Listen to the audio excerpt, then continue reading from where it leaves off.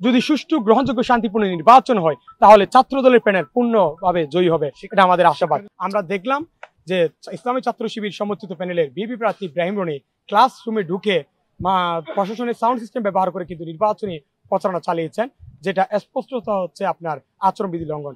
আমরা এরপর তাদের প্যানেলের একাধিক জিএস সহ অনেক প্রার্থী কিন্তু আচরণবিধি লঙ্ঘন করেছেন।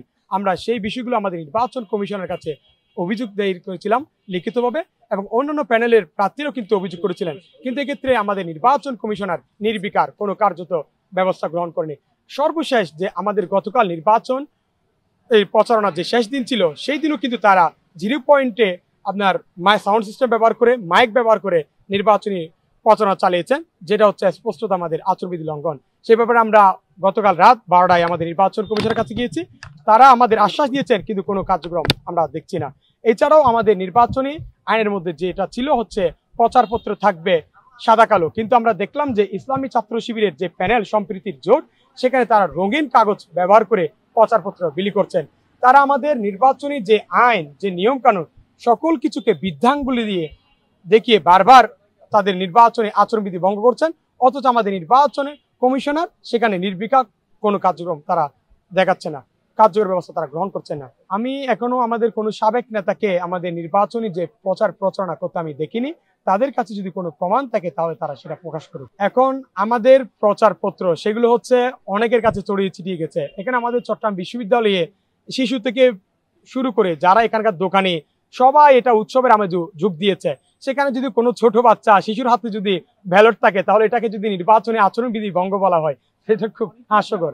আমরা হচ্ছে চট্টগ্রাম বিশ্ববিদ্যালয়ের ছাত্রদল, আমরা জুলাই পূর্ববর্তী সময় এবং জুলাই পরবর্তী সময় আমাদের শিক্ষার্থীদের সকল মৌলিক সুযোগ সুবিধা নিশ্চিত করার জন্য আমরা তাদের পাশে ছিলাম, তাদের সকল সংকটে আমরা পাশে দাঁড়িয়েছি, এবং তাদের পাশে দাঁড়াতে গিয়ে আমরা জুলাই পূর্ববর্তী সময়ে আমরা বিভিন্ন মামলা হামলার শিকার হয়েছি। যেমন আমাকে 20 কোটি টাকার ভাঙচুর মামলার প্রধান আসামি করা হয়েছিল বিশ্ববিদ্যালয় প্রশাসন পক্ষ থেকে, যা আমি বিশ্ববিদ্যালয় প্রশাসনের অব্যবস্থাপনার প্রতিবাদ জানিয়েছিলাম, যে আমাদের ভাই বোন যখন শাটলে আহত হয়।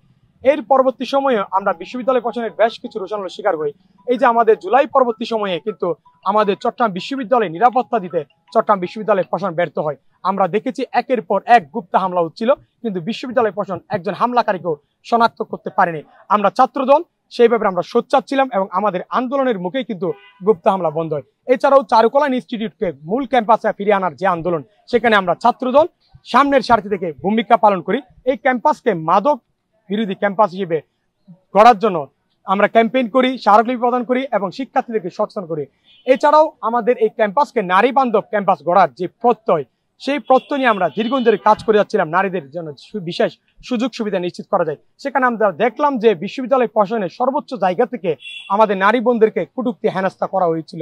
সব বিষয়ে আমাদের নারী বোনদের নিয়ে এবং সকল শিক্ষার্থীর জন্য নিরাপদ ক্যাম্পাস গড়া, এবং বিভিন্ন সময় যে আমাদের আবাসিক অনাবাসিক একটা বৈষম্য সৃষ্টি করা হয়েছে বিশ্ববিদ্যালয় প্রশাসন থেকে। আমাদের এমনিতে অনাবাসিক শিক্ষার্থীদের জন্য কিন্তু আবাসন সুযোগ নেই, তার মধ্যে আমাদের অনাবাসিক শিক্ষার্থীরা হলের ডাইনিং আগে খাবার গ্রহণ করতে পারলেও এখন মিল সিস্টেমের মাধ্যমে কিন্তু সেই পথটাকে রোধ করা হয়েছে। বিভিন্ন সময় আমাদের অনাবাসিক শিক্ষার্থীদেরকে বিশেষ অতিথি হিসেবে উল্লেখ করা হয়েছে, এবং খাবারের যে বিশেষ ভোজের যে খাবারগুলো, সেখানে আমরা দেখেছি যে খাবারের মূল্য তালিকা আবাসিকের চেয়ে অনাবাসিকদের জন্য যে দাম নির্ধারণ করা হয়েছে সেটা দ্বিগুণ। সকল সংকটে বৈষম্যহীন ক্যাম্পাস গড়ার যে প্রত্যয়, নারী বান্ধব ক্যাম্পাস, নিরাপদ ক্যাম্পাস, সকলের জন্য 100% আবাসন, সবগুলো বিষয় নিয়ে আমরা কাজ করেছি। আমরা মনে করি আমাদের বিশ্ববিদ্যালয়ের শিক্ষার্থীরা সচেতন। আমরা যেভাবে তাদের পাশে অতীতে ছিলাম, আগামীতে আমরা তাদের পাশে থাকবো। যদি সুষ্ঠু গ্রহণযোগ্য শান্তিপূর্ণ নির্বাচন হয় তাহলে ছাত্র দলের প্যানেল পূর্ণভাবে জয়ী হবে, এটা আমাদের আশাবাদ। এবং যদি জয় পরাজয় যেটাই হোক, আমরা অতীতেও তাদের পাশে ছিলাম এবং আগামীতেও আমরা তাদের পাশে থাকবো। আমরা চাকসু নির্বাচনে অংশগ্রহণ করেছি কারণ আমরা মনে করি যে চাকসু নির্বাচনে জয়ী হওয়ার মাধ্যমে শিক্ষার্থীদের আরো বেশি পাশে থাকা যাবে, তাদের যে মৌলিক সুযোগ সুবিধা আরো বেশি নিশ্চিত করা যাবে।